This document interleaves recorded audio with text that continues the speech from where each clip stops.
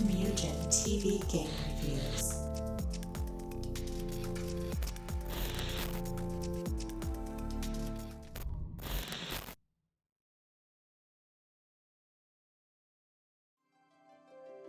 Well, the long wait for Final Fantasy VII Remake is finally over, and the question is, does it live up to expectations of a long-awaited fans while introducing an experience that will impact future generations to come? Well, let us find out.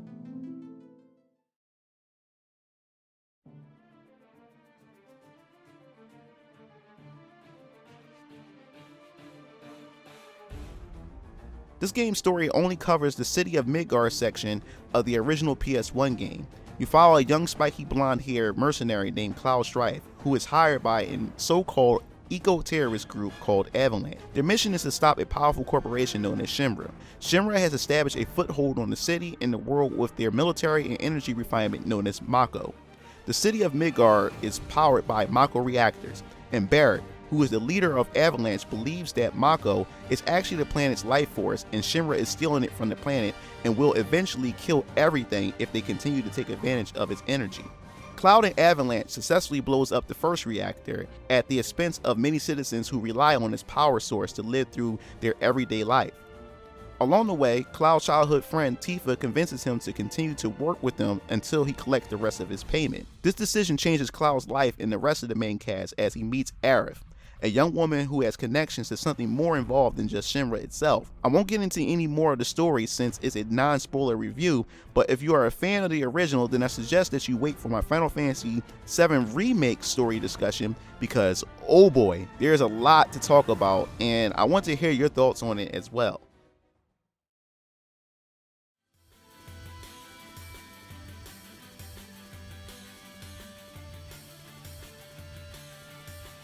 In terms of this game's presentation, Yoshinori Kitase and his team has done a wonderful job with the game's visuals and art direction. As a longtime fan of the original Final Fantasy VII, it brought me to almost literal tears to my eyes seeing my favorite cast of characters now in full 3D in detail. They have done an amazing job bringing the City of Midgard to life. I spent a lot of time walking slowly down Sector 7, listening to the conversations of NPCs, which are also done really well. I felt so immersed in this fully established world and didn't want to leave. Growing up as a kid, I always imagined how the people of Midgard lived based on what was presented in the story of the original. But in the remake, they were able to fully flesh it out and get a feel of how these people live in Midgard.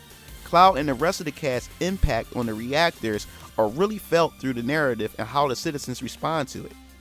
Now, let us not forget the amazing work of the lighting. A completely separate team was tasked with the responsibility to establish life like lighting, and it really shows here. Sometimes the lighting was too good and to the point it was hard for me to see characters in dark areas.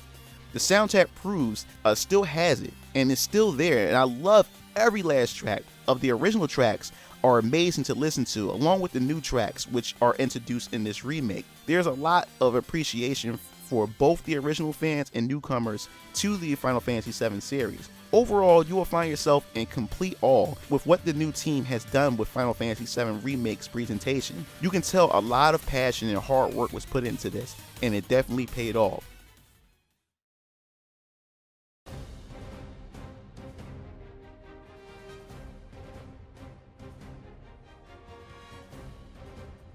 When the first gameplay was revealed for Final Fantasy VII Remake, I was completely nervous because instead of going turn-based like the original Final Fantasy VII, they decided to go full-on action RPG combat. After the bad taste that Final Fantasy XV combat system left in my mouth, the decision to return to more of an action-based combat really had me skeptical, but I can gladly say that my worries has disappeared after I actually got my hands on the game and tried it for myself. I think that Square Enix has finally cracked the code when it comes to blending together both action combat found in most action-based games like Devil May Cry with depth, strategy, and management of traditional turn-based RPGs wrapped into one. This game combat system is by no means a button masher. You cannot mash your way through to the end. Each encounter with enemies are unique and requires various different approaches to win a battle. The square button is your standard attack, while the triangle button is a party member's special trait ability. The game also has an ATB gauge that fills up when each hit successfully made by the player on an enemy. Once the gauge fills up, Pressing the X button will put the game in slow motion. This allows players to make specific commands similar to a turn-based RPG. ATB management is what makes this game's strategic elements shine the most. Let us not forget the materia system. This is where players will be able to equip different spells and special abilities to party members. Materia can also only be equipped to weapons and accessory slots. Materia can also gain AP in order to level up into more powerful versions of themselves. The more you use them in battle, the more powerful you become. How much materia a party member can also carry depends on the slots attached to their weapons and accessories. What Final Fantasy VII Remake does differently from the original is the fact that you can upgrade your weapons to suit your playstyle. Each weapon has its own special unique ability attached to it. In order to keep the ability, you must master the ability by using that specific weapon during battle until it reaches its max proficiency. So this encourages you to try every weapon you equip. You can upgrade your weapon by spending points on specific stats to suit your playstyle. If you want, you can play through the entire game with your favorite weapon. Speaking of which, traversing through Midgar will also allow you to be able to complete missions with NPCs. This fleshes out Cloud's mercenary backstory a bit. Now, to some people, the question could feel like filler, but in my opinion, it didn't feel much like it at all. The gameplay was fun and addictive enough to make me play through mostly all of them. Plus, most of the quests didn't feel pointless. In most cases, you were rewarded materia, a new weapon, or accessories for your time. Some players wish that Midgard should have been more of an open world, and at first I thought the same. Instead, they decided to keep it more self-contained and a bit linear. The difference with this linearity and Final Fantasy XIII's linearity, the game gives you so much to do within these areas to play around in. I believe making it open world would have gave the developers more of an excuse to throw in more fetch quests that would have overstayed its welcome. Final Fantasy XV open world was beautiful, but there was nothing to really do in it. And the issue that I had with Xenoblade Chronicles 2 open world is the fact that the game is littered with tons of fetch quests. Most quests felt pointless and felt entirely long because of traversing through a massive open world. These quests also introduces us to new characters added to the Final Fantasy VII lore, which I thought Final Fantasy VII Remake handled really well. They didn't impact the main story in any way that would change everything we know and love. But it gives us enough expanded knowledge on the existing lore that we know of the game.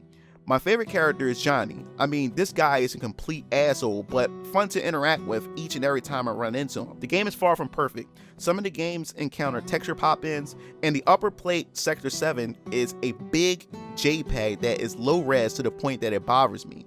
The camera during battle can really get hectic, and I wish they allowed us to have more camera control to zoom in and out of battle. Overall, Final Fantasy VII is a fun and exciting experience if viewing it through the lens of a newer player to the series. This game has a lot for you to do and replayability for you to revisit chapters on a harder difficulty. But if you are a fan of the original, you will appreciate the attention to details with the game's characters and locations. Gameplay is addictive and requires party management. Questing can be enjoyable if being a completionist is your thing. This game would have been a true masterpiece if it wasn't for the ending, which completely turned this game lore on its head for no reason at all, and definitely makes me nervous for the second part of this game. And because of that, I give this game an 8 out of 10. If you enjoyed this review, I'd definitely like to hear your thoughts in the comments section below. And as I said before, there will definitely be a spoiler discussion revolving around Final Fantasy VII Remake story and the decision that Tetsuya Nomura and the rest of the crew had decided to go with this game. So stay tuned for that, because I definitely want to hear your thoughts on that, because oh boy, I definitely have some issues with this, and I'm extremely nervous going into the second part of Final Fantasy VII.